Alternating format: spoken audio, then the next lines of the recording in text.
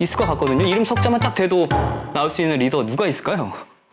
4.3을 한번 이제 예로 들어보면은 당시 저 김익렬 장군이 있습니다. 그 당시 이제 중령인데 48년 그 4.3 발발하기 전에 그해 2월에 제주에 오게 됐는데 그러면서 4.3을 또 몸소 겪죠.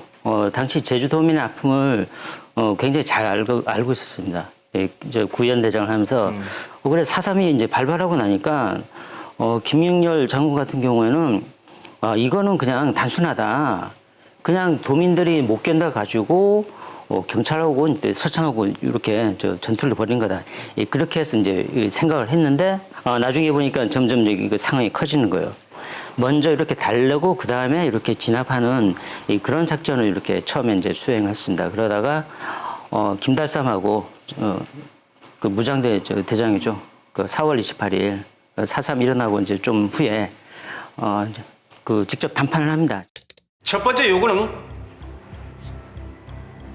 지금 당장 지서 습격 및 일체의 전투 행위를 중지하시오.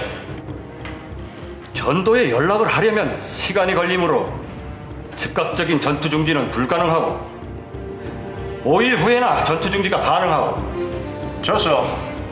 그렇다면 앞으로 완전 전투 중지 행위가 72시간 이내에 이루어져야 하오. 요구 조건은 제주 도민으로만 행정관리와 경찰을 편성하고 민족 반역자와 악질 경찰 그리고 서북 청년단을 제주에서 추방해야 한다. 친일파와 민족 반역자, 관리와 경찰은 사실이 드러나면 해직하고 추방하겠다. 서북 청년단 역시 그러하다. 그러나 제주 도민만으로서 행정기구와 경찰을 편성한다는 것은 정치권의 일이며 그것은 군대로서 권한 받기 일이다.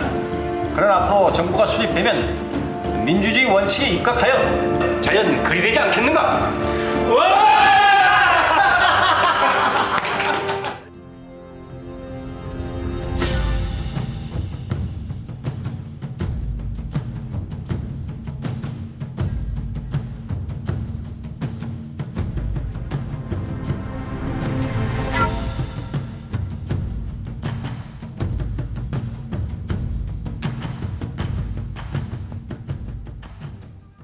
김익렬 장군이 뭔가 이렇게 문제점을 파악을 하고 여기 확산되면 안 된다. 그래서 담판도 짓고 그까지 잘했어요.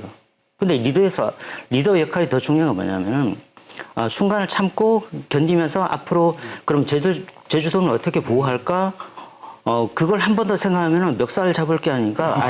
아니죠. 참아야지. 멱살을 잡지 않고 좀 더 논리적으로 대응을 하면서 왜 제주도민들이 그런 상황을 막고 그러니까 구굴절절 다 얘기를 하면서 그 사람들을 이렇게 대화장으로 이제 끌어내야 되거든요. 안 그래도 이미 그 사람들은 초토화 작전을 계획을 하고 있었겠지만 그래도 좀 더 논리적으로 상대를 했으면은 어땠을까? 그게 좀 리더로서 조금 아쉬워. 네. 저는 그래도 그 김익렬 장군이 굉장히 매력적인 부분이 많다고 생각이 드는데 아까 말씀하신 것처럼 그 평화회담, 김달삼과 평화회담을 할 때도 가장 대표적인 장면이겠지만 그러면은 내가 약속을 하겠다. 평화를 위해서 약속을 하겠다. 대신 내가 인지를 제공하겠다. 노모와 내 처와 6개월 된 아기다. 내 아기다. 내 가족들을 인질로 잡고 있어라. 대신 내 모든 약속을 다 하겠다라고 했죠. 그런 것들을 보면 굉장히 리더로서 배포와 용기가 대단한 사람이었던 것 같아요. 그리고 사실 제주도로 오게 된 것도 그 장군 사모에게 이제 사모님은 군인이 아니기 때문에 경례를 안 했는데 그냥 지나갔다고 합니다. 그래서 그것 때문에 밉보여가지고 제주도로 일종의 자천을 당했다라는 그런 얘기가 있고요. 또 매력적인 부분이 인간적으로 매력적인 부분이 상당히 유머러스했다고 해요. 그래서 이제 뭐 김익렬 장군을 좀 비난하는 그런 쪽에서는 이 사람이 허풍이 세고 뭐 이런 얘기를 하는데 그 일화가 자기 평소에 이제 하는 말 중에 내가 호랑이 잡는데 명수다. 호랑이 잡는 법 여러분 알고 있습니까? 어떻게 잡죠? 때려잡죠.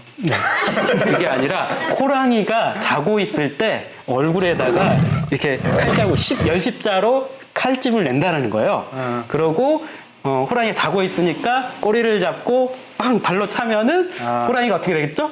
가죽만 넘고 놀라서 나간다는 거죠. 그래서 호랑이 가죽을 많이 얻을 수 있었다. 이게 원래 이제 허풍선이 남작의 그 모험에서 나오는 얘기라고 호랑이가 합니다. 그때 없으니까 그런 얘기 한 거. 그렇게 어쨌든 그렇게 유머러스한 리더. 사실 요즘에 유머 있는 리더가 되게 각광받고 있잖아요. 네, 그러한 제주의 그 인물로서 좀 살펴볼 수 있고요. 그 당시에만 통하는 유머였을 것 같아요. 그런가요? 네. 그거는 아까 초반에 인물 퀴즈를 저희가 했잖아요. 네. 거기에 유일하게 여자가 등장을 했어요. 여성분이 등장을 했는데 그분이 이제 김만덕이잖아요.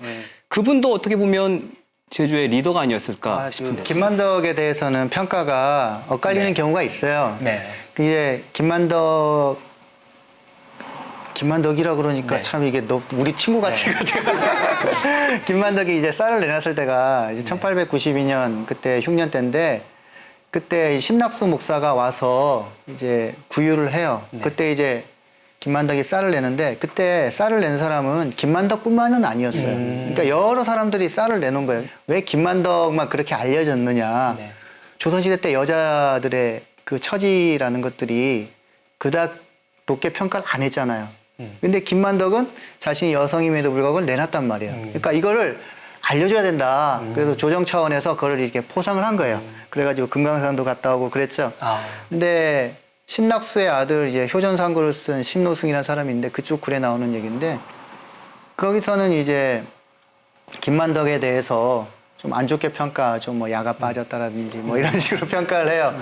그러니까 뭐 상을 받기 위해서 그랬다는 측면이 있겠죠. 근데 그 이면에는 뭐가 있냐면은 당시 정권이 남인 정권이었고 심낙수는 노론이에요. 그래가지고 이제 평가가 엇갈리는 건데 확실한 거 하나는 그 사람은 나눠줬잖아요. 사람을 몇 명 살렸어요. 그게 정말 어쩌면은 리더로서의 자질을 아주 충분히 가지고 있는 그런 분이었던 거죠. 그래도 김만덕을 그러니까 김만덕 관련 그 당시에 글 쓴 사람 중에서는 가장 가까이 보는 사람이 아마 저 심노승일 겁니다. 아버지 따라가지고 제주도에 내려오면서 이 얘기 저에게 다 들었겠죠. 그 어쨌든 자기가 들은 걸 종합해가지고 또 이제 가까이서 제주에 살면서 이제 그 얘기 듣고 하니까 그게 아마 돈을 버는 악랄하게 버는 방법에 대한 얘기가 이제 들어있는데 그렇지 않으면 돈 벌기도 쉽지 않은데 그러면서 악착같이 번 돈을 나눠주는 거죠. 그죠. 덕목 중에 리더는 반드시 나눠줘요. 자신이 소유하지 않고 나눠주는데 김만덕이라든지 그리고 뭐 말을 바쳤던 김만일 그분도 자기가 말을 가지고 있던 것들을 이제 내놓음으로써 국가 위기에 이제 도움을 좀 국가 위기를 넘어가설 수 있는 이제 그런 분들도 역시 리더의 형식으로 볼 수 있겠죠. 제주에서 가장 높은 관직에 오른 분이 누군지 아십니까? 조선시대 때? 조선시대? 네, 아까 말씀해주신 김만일이죠. 네. 헌마공신 김만일. 이분은 원래 아주 가난한 분이었어요. 그런데 이제 결혼을 하고 나서 처가에서 뭐 말 한 필을 얻었다고 합니다.